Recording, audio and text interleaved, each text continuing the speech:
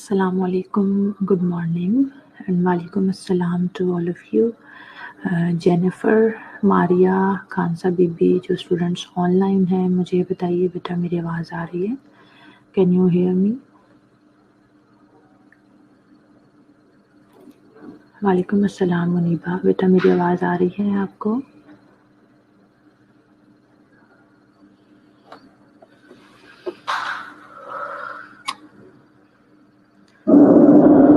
Okay ठीक है, चलें, बट सिर्फ 7 स्टूडेंट्स हैं अभी, बाकी स्टूडेंट्स को भी मैसेज दीजिए, सबको बुला लीजिए ताकि हम अपना लेक्चर स्टार्ट करें।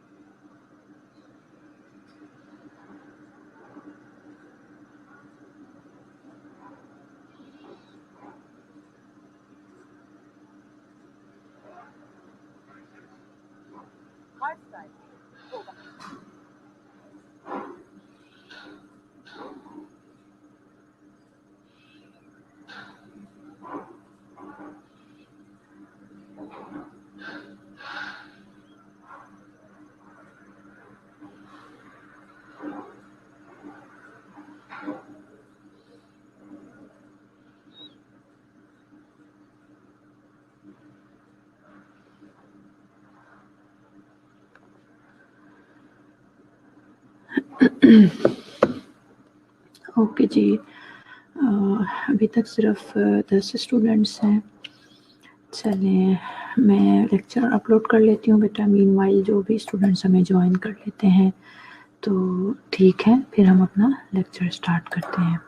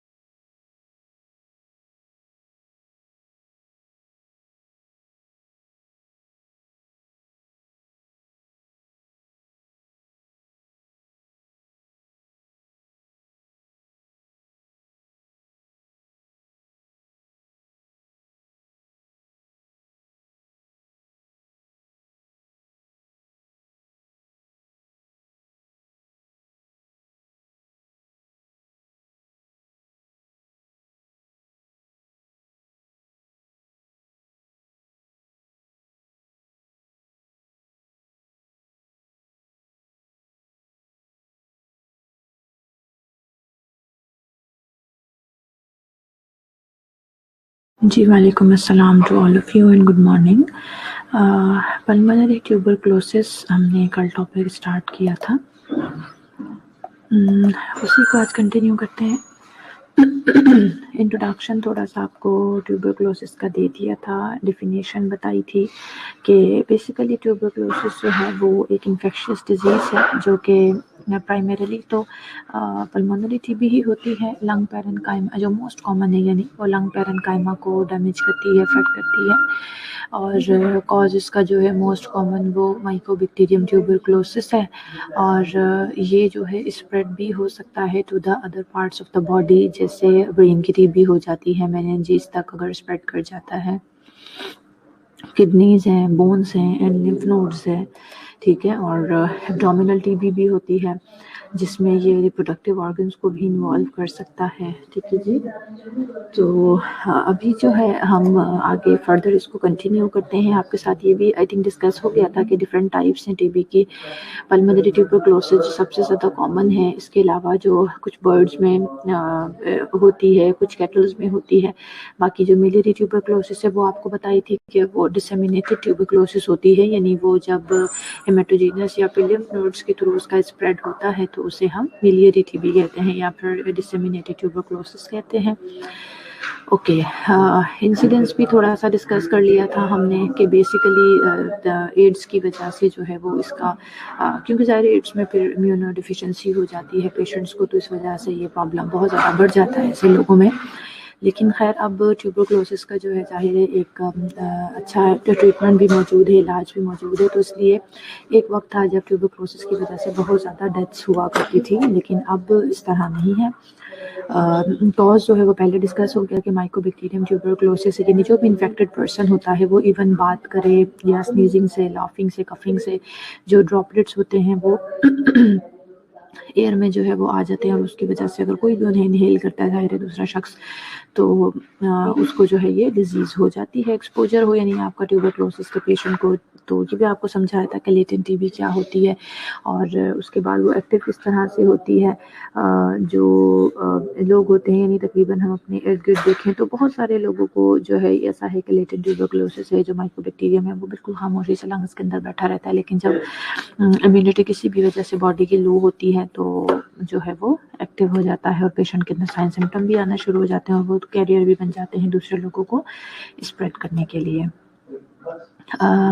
और ये भी डिस्कस हो गया था कि रिस्क फैक्टर्स कौन कौन से हैं जो किसी के साथ क्लोज कांटेक्ट हो आपका एक्टिव टीबी के पेशेंट के साथ, बाकी इम्यूनो कॉम्प्रोमाइज्ड हैं, जैसे बहुत ज़्यादा एल्डरली पेशेंट हों, एड्स के पेशेंट हो गए, कैंसर के, या बहुत छोटे बच्चे हो गए, और बाकी ड्रग और अल्कोहल का एब्यूज़ हो गया, और एडिक्वेट हेल्थ केयर, जिनके पास हेल्थ केयर की अच्छी फैसिलिटीज़ मौजूद नहीं है, कुछ पहले से किसी को कोई भी बीमारी है, और हेल्थ केयर फैसिलिटीज़ जो प्रोवाइड करते हैं लोग वो, और जो सब स्टैंडर्ड कंडीशन में रहते हैं, ये सब बड़ी डिटेल में मैंने आपको कल पढ़ा दिया था।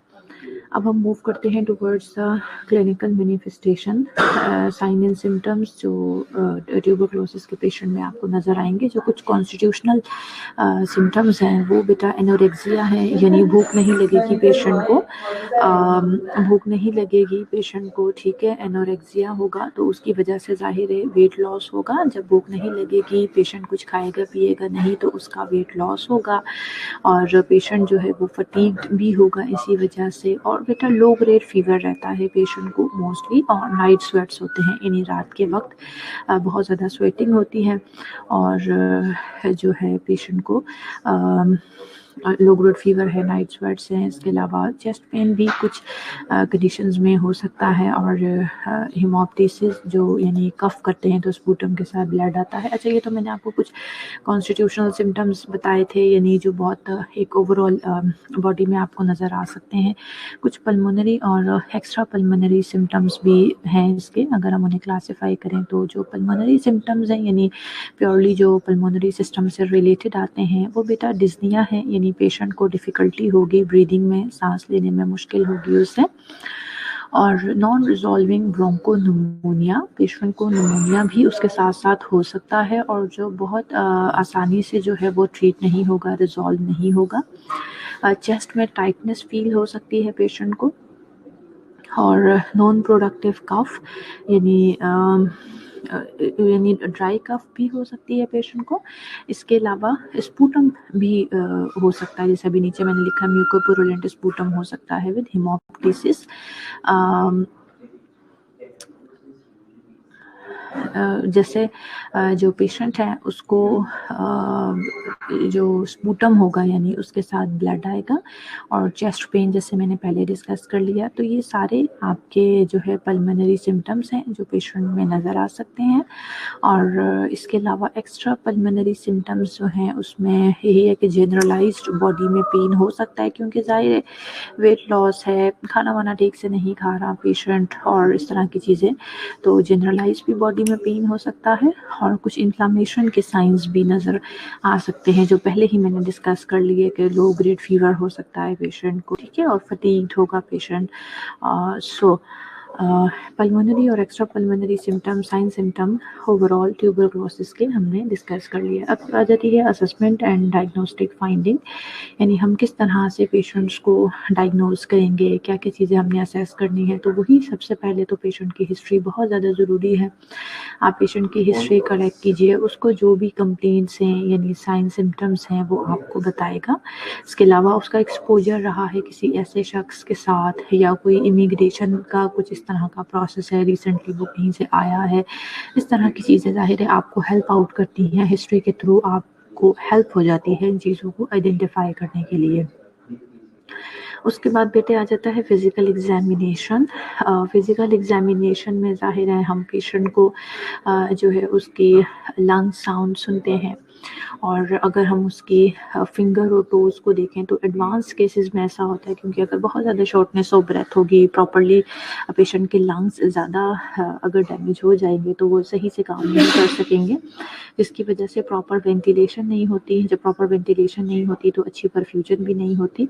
तो ऐसी सिचुएशन में clubbings of finger and toes हो सकता है ऐसे लोगों को जिनकी डिजीज़ एडवांस हो जाए, ठीक है जी। और स्वेलन और tender lymph node in the neck और अदर एरिया, ये मैंने कल ही आपके साथ डिस्कस किया था कि अगर मैं मोर स्पेसिफिकली पल्मोनरी ट्यूबरकुलोसिस की भी बात करूं तो दोनों चीज़ें हैं। कुछ लोगों को ऐसा होता है बेटे कि उनके सिर्फ जो चेस्ट एक्सरे होता है यानी डायरेक्टली लंग्स के अंदर आपको फाइब्रोसिस, कैल्सिफिकेशन और कैविटीज़ नज़र आएंगी, उनकी कोई लिम्फ नोड्स इन्वॉल्व नहीं होती। डायरेक्टली वो लंग्स के ऊपर ही जाकर अटैक करता है, वहाँ जाकर अक्यूमुलेट होता है, कैविटी बनाता है, और वहीं आपको जो है वो शेडोज़ एक्सरे के ऊपर नज़र आते हैं, लेकिन लिम्फ नोड्स इन्वॉल्व नहीं होती। और कुछ लोगों की ऐसा होता है जैसे स्पेशली नेक में जो लिम्फ नोड होती है, ज़ाहिर है आपका जो रेस्पिरेटरी ट्रैक है वहीं से वो जॉइंट है, सो नेक की जो स्पेशली लिम्फ नोड्स होती हैं वो टेंडर एंड स्वेलन हो जाती हैं, ठीक है, क्योंकि उसके अंदर ज़ाहिर है इन्फ्लेमेटरी रिस्पॉन्स बॉडी का शुरू हो गया, वो ट्रैप करना शुरू करती हैं। हमारे लिम्फ का यही काम है, जो भी फॉरेन ऑर्गेनिज्म है उसको ट्रैप करने की कोशिश करती हैं। साथ वहाँ पे आपको पता है हमारी बॉडी का जो डिफेंस है, वाइट ब्लड सेल्स वगैरह, वो भी आके जमा होना शुरू हो जाते हैं। सो स्वेलन और tender lymph node with chest X ray shadowing दोनों चीज़ें आ सकती है। या फिर तीसरी सिचुएशन ये होती है कि सिर्फ और सिर्फ लिम्फेडिनोपैथी होती है, चेस्ट एक्सरे के ऊपर आपको ऐसा कुछ नज़र नहीं आता।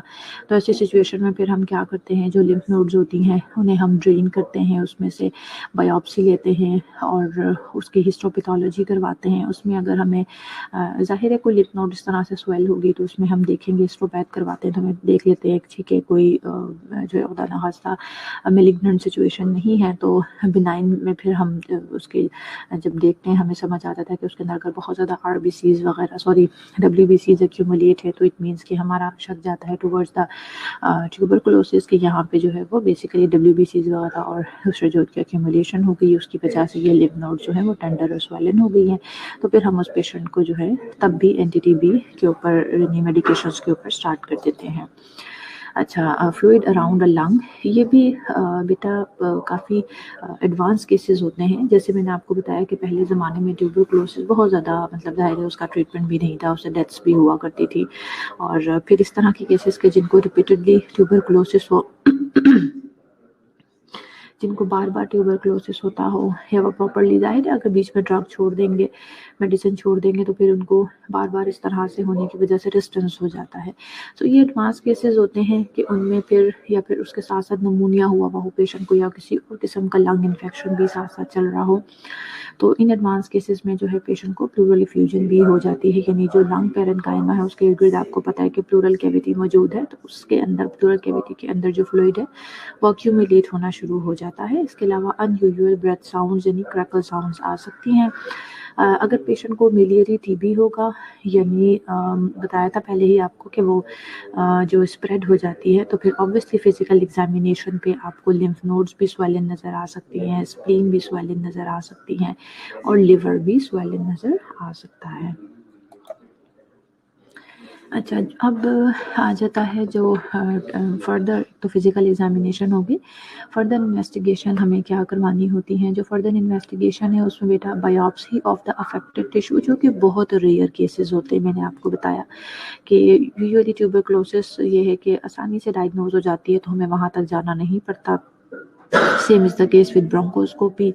तो इस तरह की चीज़ें बहुत रेयर केसेस में होती हैं, लेकिन अगर कोई इस किस्म का केस हो जिसमें आप नहीं आइडेंटिफाई कर पा रहे हैं, कोई और चीज़ नहीं समझ आ रही है, ऑब्वियसली फिर ब्रोंकोस्कोपी करके बायोप्सी ले ली जाती है और फिर उसको हम चेक करते हैं हिस्टोपैथोलॉजी के थ्रू, और हमें समझ आता है कि बेसिकली डिजीज़ क्या है।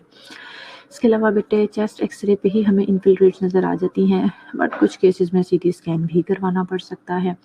और बाकी interferon, gamma release blood test हैं, जैसे स्पेशली क्वांटिफेरॉन गोल्ड टेस्ट है, टीबी गोल्ड टेस्ट जिसको कहा जाता है, टीबी के इन्फेक्शन को डिटेक्ट करने के लिए। स्पूटम एग्जामिनेशन एंड कल्चर, जो पेशेंट का स्पूटम होता है, स्पेशली अर्ली मॉर्निंग का जो स्पूटम होता है, उसे जो है कल्चर उसका करवाया जाता है। ग्राम स्टेनिंग बेसिकली उसकी करवाई जाती है, यही देखने के लिए कि ग्राम पॉजिटिव जो बैक्टीरिया या माइकोबैक्टीरियम वो उसके अंदर अगर मौजूद है, तो जाहिर है पता लग जाता है हमें कि ये पेशेंट को जो है ट्यूबरक्लोसिस है।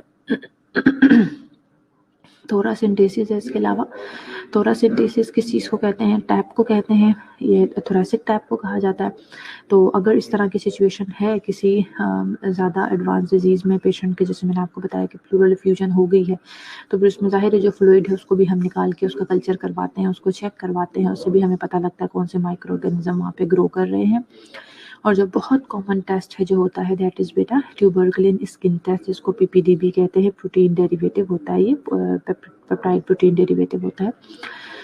सो अब इन सारी चीज़ों में जो मोस्ट कॉमन है, ये तो खैर जाहिर है सारी चीज़ें मैंने आपको बता दी, जो बेसिकली प्रैक्टिकली यानी हमारे जो सेटअप्स है उसमें यूज़ होती हैं, उसमें बेटा चेस्ट एक्सरे होता है। उसी पे मैंने आपको बताया कि इन्फिल्ट्रेट्स नज़र आ जाती हैं, कैविटीज़ नज़र आ जाती हैं। अगर नहीं है तो दूसरा ऑप्शन होता है, आपको ज़रूर पेशेंट की कोई ना कोई जो सर्वाइकल लिम्फ नोड्स हैं वो स्वेलन मिल जाती हैं, ठीक है। दूसरी सिचुएशन ये है। और जो स्पूटम है वो तीसरी चीज़ को बहुत कॉमन है बेटा, स्पूटम एग्जामिनेशन। लेकिन उसमें ये होता है कि कुछ लोगों को ड्राई कफ होती है, तो फिर स्पूटम एग्जामिनेशन नहीं हो सकता। लेकिन अगर प्रोडक्टिव कफ होती है तो बड़े आराम से स्पूटम एग्जामिनेशन हो जाता है और उसके कल्चर से हमें समझ आ जाता है। और जो फिर उसके बाद मोस्ट कॉमन चीज़ें, यानी आपको चेस्ट एक्सरे मिल गया और लिम्फेडिनोपैथी मिल गई, लेकिन स्पूटम एग्जामिनेशन ड्राई कफ नहीं करवा सकते, तो हम जो कन्फर्मेटरी टेस्ट कह सकते हैं हम उसे यूज़ करते हैं, वो ट्यूबरकुलिन स्किन टेस्ट यूज़ किया जाता है आजकल। ट्यूबरकुलिन स्किन टेस्ट ऑल्दो के, लेकिन टीबी के लिहाज से हम इसे कन्फर्मेटरी कह सकते हैं, बट जब ये एक बार पॉजिटिव आ जाए तो सारी ज़िंदगी पॉजिटिव ही आता रहता है, चाहे पेशेंट जो है ज़ाहिर है वो ट्रीट भी हो जाए। क्यों? क्योंकि ये बेसिकली हमने प्रोटीन डेरिवेटिव डालने होते हैं जो एंटीजन हमारी बॉडी में जाते हैं, और फिर जो हमारी बॉडी में एक रिएक्शन होता है, एंटीजन एंटीबॉडीज़ का आपस में एंटीबॉडीज़ बनना शुरू कर देती हैं। तो बेसिकली ये है कि हम वहाँ पे एक इन्फिल्ट्रेशन आपको दिखना शुरू हो जाती है। तो फिर जब कभी भी आप, ज़ाहिर है एक दफ़ा आपकी बॉडी में उसके लिए एंटीबॉडीज़ बन चुकी हैं, आप जब भी ट्यूबरकुलिन टेस्ट करवाएंगे वो सारी ज़िंदगी आपका पॉजिटिव ही आएगा। लेकिन बहरहाल हमारी जो क्वांटिफेरॉन गोल्ड टेस्ट हर जगह, जो टीबी गोल्ड टेस्ट है, ये बेटा हर जगह अवेलेबल नहीं होता, लेकिन अगर हो तो ज़ाहिर है ये बड़ा स्पेसिफिक टेस्ट होता है ट्यूबरकुलोसिस के इन्फेक्शन के लिए। सो मोस्ट कॉमन क्या हुआ, चेस्ट एक्सरे करवाया जाता है, लिम्फेडिनोपैथी फिजिकल एग्जामिनेशन से हमें नज़र आ जाती है, स्पूटम का एग्जामिनेशन कॉमन है, और tuberculin skin test. Quantiferon gold test जो है, it measures interferon gamma in the tested blood after incubating the blood with specific antigen for mycobacterium tuberculosis proteins. जबकि ट्यूबरकुलिन स्किन टेस्ट जो common है, कैसे perform किया जाता है, 0.1 ml ऑफ पीपीडी इंजेक्ट करते हैं हम 4 आर्म के अंदर। तकरीबन 48 से 72 आवर्स के बाद सिंपल इंड्यूरेशन चेक की जाती है उस जगह पर। अगर इंड्यूरेशन 10 मिलीमीटर या उससे ज़्यादा हो तो इसका मतलब होता है कि पेशेंट का टेस्ट पॉजिटिव है। दिखा भी देती हूँ आपको पिक्चर ताकि आपको समझ आए। ये देखें, 4 आर्म के अंदर हमने पीपीडी को इस तरह नीडल के थ्रू इंजेक्ट कर दिया। उसके बाद 48 टू 72 आवर्स के बाद हम उसकी इंड्यूरेशन चेक करते हैं। इंड्यूरेशन का मतलब कि उसके इर्द गिर्द जो ये रेडन सा एरिया और हार्ड सा एरिया हो जाता है, उसे हम कहते हैं इंड्यूरेशन। तो ये अगर 10 मिलीमीटर या फिर उससे ज़्यादा का होगा इंड्यूरेशन, आपको दिखाया हुआ भी है किस तरीके से मेजर करते हैं, तो ऑब्वियसली ये पेशेंट का टेस्ट जो है वो पॉजिटिव होगा। इसके बाद बेटे कॉम्प्लिकेशंस है, यानी ज़ाहिर है आपको शुरू में ही बता दिया था कि ट्यूबरकुलोसिस एक तो स्प्रेड भी होती है और दूसरा कुछ सीवियर फॉर्म की तरफ भी चली जाती है, तो पेशेंट को वो कॉम्प्लिकेशंस कर सकती है। जैसे बोन्स तक स्प्रेड हो जाएगी तो जाहिर है बोन की ट्यूबरकुलोसिस हो सकती है पेशेंट्स को। Spinal pain and joint destruction में result from tuberculosis that infects your bone. इसमें मोस्ट कॉमन टीबी स्पाइन है और Pott's spine, TB spine, TB hip, ये सब मैंने आपको ऑलरेडी भी पढ़ाया था मस्कुलोस्केलेटल सिस्टम में।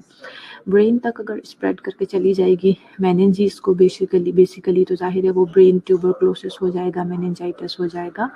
और लिवर और किडनीज तक भी स्प्रेड कर सकती है। अगर हार्ट तक कर दिया तो कार्डिक टेम्पोराड भी हो सकता है पेशेंट को। प्लूरल एफ्यूजन मैंने पहले आपके साथ डिस्कस कर लिया, टीबी निमोनिया पहले डिस्कस कर लिया।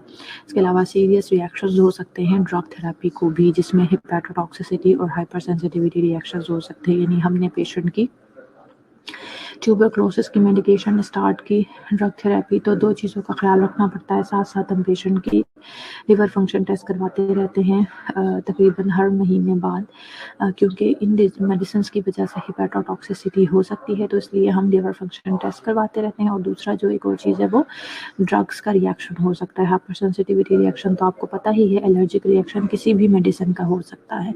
तो ये सीरियस रिएक्शन जो है इनको भी हमें देखना पड़ता है।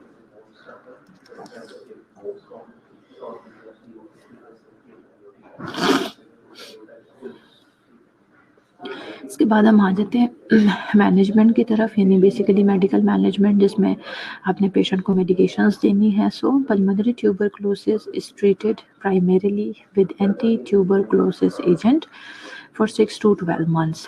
पहले 9 months की मेडिकेशन हुआ करती थी, अब मोस्टली 6 months के बाद जो पेशेंट होते हैं वो ठीक हो जाते हैं, यानी 6 months की हमें मेडिसिन उन्हें देना पड़ती है।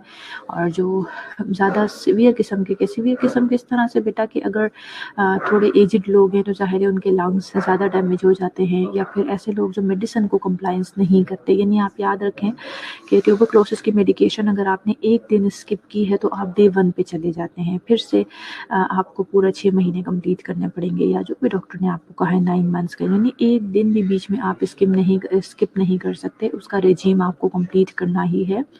सो जो इस तरह के पेशेंट्स होते हैं जो बीच में मेडिसिन को स्किप करते रहते हैं, तो उसका नुकसान ये होता है कि माइकोबैक्टीरियम रेजिस्टेंट होता चला जाता है इन मेडिकेशंस को, और फिर ऐसे पेशेंट्स को मल्टी ड्रग रेजिस्टेंट ट्यूबरकुलोसिस हो जाती है, MDR जिसको कहते हैं, मल्टी ड्रग रेजिस्टेंट ट्यूबरकुलोसिस हो जाती है। ठीक है जी। सो इसलिए ये सारी बातें आपको भी पता होनी चाहिए। आप अपने जो पेशेंट्स हैं उनको ये सारी चीज़ें समझाएं कि अगर इवन आपने 4 महीने कंटिन्यू मेडिसिन खाई है लेकिन एक दिन आपने बीच में छोड़ दी तो आप फिर से डे 1 के ऊपर आके खड़े हो गए।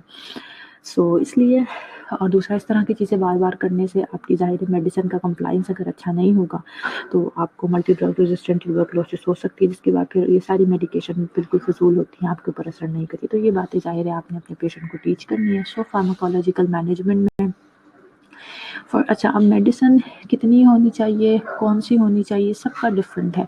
कुछ लोगों को, अच्छा अब एक चीज़ और हो गई है, पहले क्या होता था, ये सारी मेडिसिन के जो नाम आपके सामने लिखे हुए हैं ये सब अलग अलग आती थी फिर इनकी 2-2, 3-3 टैबलेट डेली खाना बड़ा मुश्किल होता था। लेकिन अब क्या हो गया कि इन सब मेडिसिन का कॉम्बिनेशन करके एक मायरन के नाम से या मायरन पी के नाम से या मायरन P4 के नाम से मेडिकेशन आ रही है। اس کا یہ فائدہ ہوتا ہے کہ وہ ایک ٹیبلٹ کی فارم میں تمام میڈیسن اس کے اندر یہ موجود ہوتی ہے، تو وہ 3 یا 4 ٹیبلٹ جو ہے وہ ڈاکٹر پرسکرائب کرتے ہیں، تو کمپیریٹیولی لوگوں کے لیے میڈیسن کھانا کمپیریٹیولی ایزی ہو گیا ہے، اسی لیے کمپلائنس بھی بڑھتی جا رہی ہے اور ہمارے پیشنٹ بھی ریکور کر رہے ہیں۔ اچھا، اس میں بھی میڈیسن کتنی ہونی چاہیے، کون سی میڈیسن دینی ہے، کون سی میڈیسن کتنے ٹائم کے لیے دینی ہے، 4 منتھس کا رجیم کس کا ہوگا، 6 منتھ کا کس کا ہوگا، 9 منتھس کا کتنا ہوگا، یہ ساری چیزیں obviously according to the patient situation, ان کی ایج، ان کا ویٹ، یہ ساری چیزیں دیکھ کر جو ڈاکٹرس ہیں وہ پرسکرائب کرتے ہیں۔ میں یہاں پہ آپ کو کلاسیفیکیشن بتا دیتی ہوں۔ فرسٹ لائن اینٹی ٹیوبرکل میڈیکیشنز میں بیٹا اسٹریپٹومائسین ہے، 15 ملی گرام پر کے جی باڈی ویٹ، آئسونیازول جسے INH کہتے ہیں، 5 ملی گرام پر کے جی، 300 ملی گرام میکسیمم پر ڈے اس کی ڈوز ہے۔ ریفامپسین 10 mg per K G, پائرازینامائڈ 15 to 30 mg per K جی، ایتھامبیوٹول یا مائمبیوٹول بھی اسے کہتے ہیں، 15 to 25 ملی gram per K G, daily for 8 weeks and continue for up to 4 to 7 months۔ Second line medication ہے capreomycin ہے، 12 to 15 ملی گرام پر کے جی، ایتھائونامائڈ 15 ملی گرام پر کے جی، اور پیرا امائنو سیلیسائلیٹ سوڈیم 200 to 300 ملی گرام پر کے جی، اور سائکلوسیرین ہے 15 ملی gram per K جی، اور وائٹامن بی یا پائروڈاکسن جس کو یوزولی INH کے ساتھ ایڈمنسٹر کیا جاتا ہے۔ وائٹامن بی یا پائروڈاکسن جو ہے جب بھی اینٹی ٹیوبرکل میڈیکیشن پیشنٹ کو دی جاتی ہے تو اس کے یہ سائیڈ ایفیکٹس ہوتے ہیں کہ وہ باڈی سے وائٹامن بی کو ختم کرتا ہے، وہ پیشنٹ کو فٹیگ بھی کرتا ہے، اور ملٹیپل کچھ اس قسم کے اس کے سائیڈ ایفیکٹس ہیں، لیکن یہ تمام سائیڈ ایفیکٹ ہر پیشنٹ کے اندر نظر نہیں آتے، تو وائٹامن بی ضرور ہم پیشنٹ کو اس کے ساتھ سپلیمنٹ ضرور دیتے ہیں۔ تھرڈ لائن ڈرگس جو کہ کچھ اور ڈرگس ہیں جو کہ TB کے لیے یوزفل ہیں، لیکن وہ WHO نے اسپیسیفکلی جو ہے اپنی لسٹ میں اس کو شامل نہیں کیا۔ ریفابیوٹین ہے بیٹا، میکرولائڈز ہیں، اس کی ایگزامپل ہے کلیریتھرومائسین، اور لائنزولڈ ہے، تھائروایسیٹازون ہے، اور تھائرورائزین ہے، آرجینین ہے، لیکن موسٹلی جو میں نے آپ کو اسٹارٹ میں بتایا INH، مائمبیوٹول، یہ جو اسٹریپٹومائسین ہے، یہ والی جو میڈیکیشن ہے فرسٹ لائن ڈرگ، یہ یوزلی کامنلی یوز بھی ہوتی ہیں اور ہمارے پیشنٹ اس سے ریکور بھی کر جاتے ہیں۔ ڈاٹس کیا ہوتا ہے؟ Direct observation therapy short course. یہ بیسیکلی کس مقصد سے اسٹارٹ کیا گیا تھا؟ ڈاٹس اس مقصد سے اسٹارٹ کیا گیا تھا کہ ہمارے جو پیشنٹس ہیں ان کی اینٹی ٹیوبرکل میڈیکیشن کے لیے کمپلائنس کو بڑھایا جائے، انشور کیا جائے۔ ڈاٹس تھراپی کو پہلے ان شارٹ بتا دیتی ہوں۔ ڈاٹس تھراپی کا مطلب یہ تھا کہ جو TB کے پیشنٹس ہیں ان کو دوا اپنے سامنے کھلائی جائے گی، یعنی انشور کیا جائے گا کہ انہوں نے میڈیسن کھا لی ہے۔ ڈائریکٹ آبزرویشن تھراپی نام سے ہمیں سمجھ آ رہا ہے کہ جو بھی ہیلتھ کیئر پرووائڈر ہیں وہ خود ڈائریکٹلی بیٹھ کے آبزرو کریں گے کہ ہاں پیشنٹ نے میڈیسن کھا لی ہے، یعنی ان کے سامنے وہ میڈیسن کھائے گا۔ گورنمنٹ کمٹمنٹ، اچھا مقصد یہی تھا جو میں نے آپ کو بتا دیا کہ کمپلائنس کو انشور کرنا، کیونکہ ریزن یہ آ رہا تھا ہمارے سامنے بہت زیادہ کہ پیشنٹس کا کمپلائنس نہیں تھا میڈیسن کی طرف، وہ بیچ میں سائڈ رننگ مار دیتے تھے، نہیں کھاتے تھے، کون سا وہ کہتے تھے اچھا ٹھیک ہے، نہیں اس چیز کو انڈرسٹینڈ کرتے تھے نا کہ کون سا ایک دن چھوڑ دینے سے کچھ ہو جائے گا and all that. So government کی commitment including both political will at all level and establishing a centralised and prioritise system of TB monitoring, recording and training, یعنی آپ کو بھی پتہ ہے گورنمنٹ لیول کے اوپر بڑا ٹیوبرکلوسس کے لیے جو ہے وہ مل کے کام کر رہے ہیں کہ TB کو جو ہے وہ مانیٹر بھی کریں، اس کے جتنے بھی کیسز ہیں ہمارے پاس ان کو پراپرلی ریکارڈ کیا جائے، اور جو ہیلتھ کیئر پرووائڈرز ہیں ان کی پرٹیکولرلی ٹریننگ کی جائے فار دس پروگرام۔ اس میں ایک تو یہ چیز شامل تھی ڈاٹ تھراپی میں، دوسرا یہ تھا کہ کیسز کی ڈیٹیکشن کی جائے بائی سپوٹم اسمیئر مائکروسکوپی، یعنی جو بھی پیشنٹ اس طرح کے میں ملتے ہیں جن کو کرونک کف ہے تو ہم ان کے سپوٹم کا اسمیئر لے کے اس کے تھرو کیسز کو ڈیٹیکٹ کرنے کی کوشش کریں، کیونکہ ظاہر یہ اسپریڈ ہوتا ہے ایک شخص سے دوسرے کو، تو اگر ہم کیسز کو ڈیٹیکٹ کر لیں گے تو ہم انہیں آئسولیٹ کر کے ٹریٹ کر سکیں گے۔ اس کے علاوہ تھرڈ چیز تھی بیٹا standardised treatment regimen directly observed by a health worker اور community health worker for at least the first 2 months۔ اس میں یہ ہوتا ہے کہ پہلے جو میں نے آپ کو پہلے بتا دیا، امپورٹنٹ اس کا پوائنٹ یہی ہے کہ ڈائریکٹلی ہیلتھ کیئر پرووائڈر یا پھر کمیونٹی ہیلتھ کیئر پرووائڈر خود جو ہے اس کو آبزرو کرے گا، اور ایٹ لیسٹ فرسٹ 2 months جو ہوتے ہیں اس کے لیے ضرور اسے آبزرو کیا جاتا ہے۔ اس کے بعد پھر ظاہر پیشنٹ کے اندر خود ہی ایک وہ عادت ڈیولپ ہو ہی جاتی ہے میڈیسن کھانے کی، شروع میں زیادہ وہ ریلیکٹنٹ ہوتے ہیں۔ اس کا 4th پوائنٹ ہے بیٹا a standardized recording and reporting system that allows assessment of treatment result. फिर जिस तरह से हम different cases को रिकॉर्ड कर रहे हैं, रिपोर्ट कर रहे हैं, इसी तरह से अब जब पेशेंट को आप ट्रीटमेंट दे रहे हैं तो ट्रीटमेंट के रिजल्ट्स क्या आ रहे हैं आपके सामने, उन चीज़ों को भी आप प्रॉपरली जो है वो रिपोर्ट करेंगे और रिकॉर्ड करके रखेंगे. और 5th वन था रेगुलर ड्रग सप्लाई. इस चीज़ को भी इंश्योर करना था इस थेरेपी ने, शॉर्ट कोर्स थेरेपी ने, कि जो ड्रग्स हैं वो प्रॉपरली टाइमली सप्लाई हो, क्योंकि अगर ड्रग्स ही बीच में से सप्लाई नहीं होंगी तो स्किप तो होंगी ऑटोमेटिकली. सो एक रेगुलर ड्रग सप्लाई होना चाहिए. Dot is specially critical for patient with drug resistant TB. मैंने आपको पहले ही बता दिया कि ये जो डॉट था बेसिकली इट वाज स्पेशली ये उन क्रिटिकल पेशेंट्स के लिए था जिनको अंदर ड्रग रेजिस्टेंस हो चुकी है टीबी के लिए, और जो HIV इन्फेक्टेड पेशेंट्स थे, और those on intermittent treatment regime, और ऐसे लोग जो कि इंटरमिटेंट ट्रीटमेंट रिजीम के ऊपर थे, यानी जिनको 2 और 3 टाइम्स वीकली मेडिसिन लेनी होती थी, रोज़ मेडिसिन नहीं लेनी होती थी. खैर अब मैंने आपको जिस तरह से बताया कि वो एक कॉम्बिनेशन ऑफ मेडिसिन आज, और अब ज़्यादातर हमारे जो फिजिशियंस हैं वो यही प्रेफर करते हैं कि throughout the week continue 6 month है, 4 मंथ है या 9 मंथ है, उसको जो है कंटिन्यू आपने उसको मेडिकेशन देनी है. यानी ये 2 times a week, 3 times a week, इस रेजीम को यूजुअली फिजिशियंस जो है वो फॉलो नहीं करते. इंटेंसिव फेज जो होती है बेटा 2 to 3 मंथ्स की होती है. यूज डायरेक्ट सुपरविजन, ये मैंने आपको पहले ही बता दिया. इंटेंसिव फेज किसी की 2 मंथ्स होती है, किसी की 3 मंथ्स होती है. उसमें जो है ना डायरेक्ट सुपरविजन में हेल्थ केयर प्रोवाइडर या ट्रेन पर्सन मेडिसिन देता है. बाकी की जो फेज होता है 4 to 6 मंथ का, उसे कंटिन्यूएशन फेज देते हैं. Multi blister combi pack with drugs for 1 week is given, of which the first dose is taken under supervision. फिर उसके बाद जो मेडिकेशन दी जाती है 4 to 6 मंथ के लिए, तो उसमें पहली डोज अपने सामने खिलाई जाती है. उसके बाद जाहिर है उनको एक पूरा कॉम्बी पैक प्रोवाइड किया जाता है जिसके थ्रू वो एक जाहिर डे बाय डे, आपको पता होगा 10 दिन की मेडिकेशन है तो ऑब्वियसली आपने 10 दिन बाद उस पैक को खाली हो जाना चाहिए. अच्छा, ये कुछ कैटेगरीज हैं. ये फिर वही चीज़ के सबको अलग अलग चीज़ें होती हैं.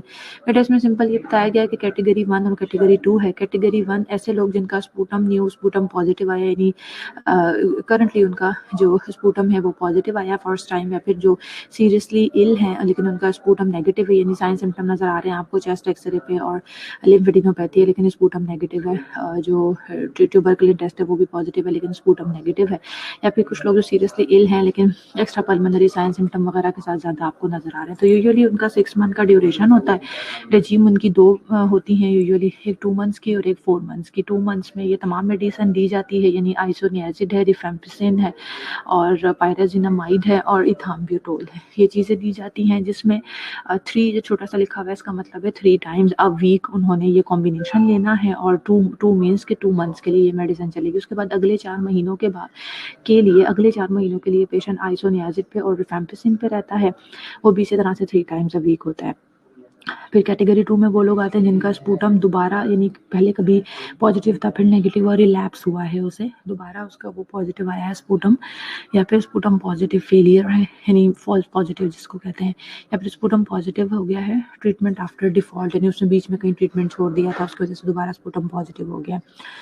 कैटेगरी 2 के लोग हैं, इनका 8 मंथ का ड्यूरेशन होता है. 3 रेजीम में डिवाइड कर लेते हैं. फर्स्ट रेजीम 2 मंथ्स के लिए, सेकंड रेजीम 1 मंथ के लिए, तीसरी रेजीम 5 मंथ्स के लिए.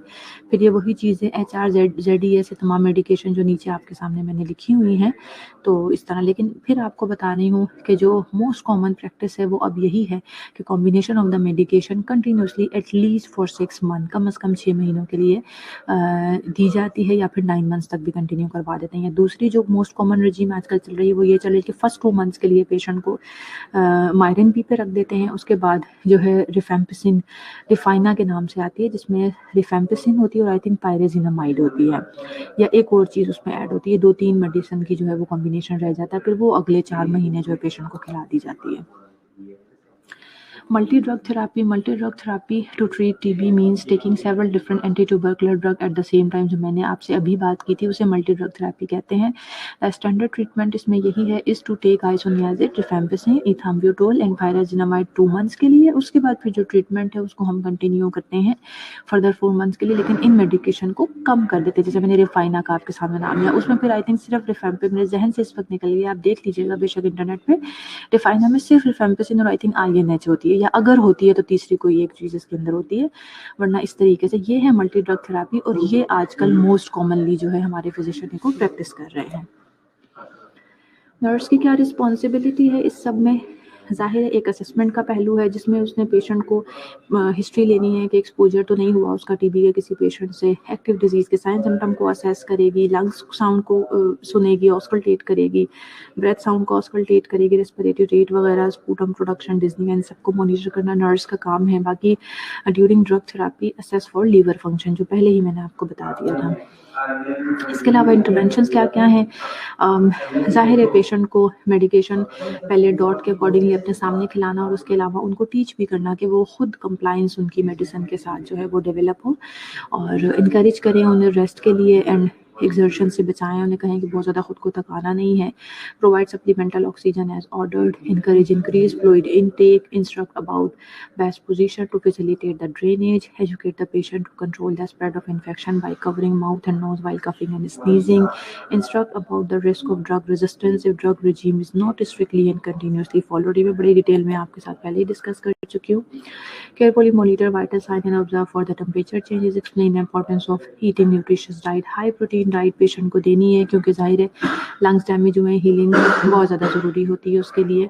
हाई प्रोटीन डाइट और हाई आयरन डाइट हम पेशेंट को देते हैं ताकि वो अच्छे से इन्फेक्शन के अगेंस्ट भी खुद को डिफेंड कर सके। प्रोवाइड स्मॉल फ्रीक्वेंट मील ताकि वो अच्छे से डाइजेस्ट कर ले। Provide monitor weight of the patient, administer vitamin supplement, वो जो मैंने आपको पहले बताया पायराडॉक्सिन देना होता है हमने एज ऑर्डर। ओके जी, प्रिवेंशन यही है, ऐसे पेशेंट्स को आइसोलेट किया जाता है, वेंटिलेटेड रूम में रखा जाता है, स्नीजिंग कफिंग के वक्त वो माउथ को कवर करे, मास्क पहन के रखे, और पूरी मेडिसिन का जो इंटायर कोर्स है उसे वो कंप्लीट करे, और या फिर ट्यूबरक्लोसिस के लिए जो वैक्सीनेशन होती है जो बचपन में करवाई ही जाती है सबकी। So this is the reference. TB से रिलेटेड किसी बच्चे का कोई क्वेश्चन है तो पूछ लीजिए और अटेंडेंस मार्क करवा लें।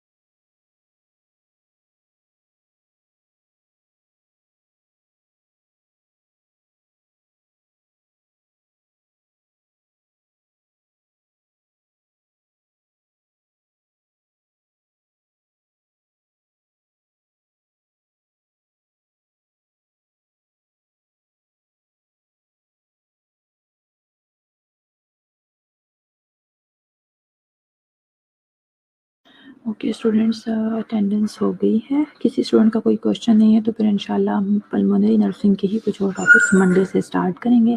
کل آپ کا STL ہی ہے 10 to 11، اور پھر انشاءاللہ منڈے سے ہم انہیں کنٹینیو کریں گے. Take care of yourself. اللہ حافظ.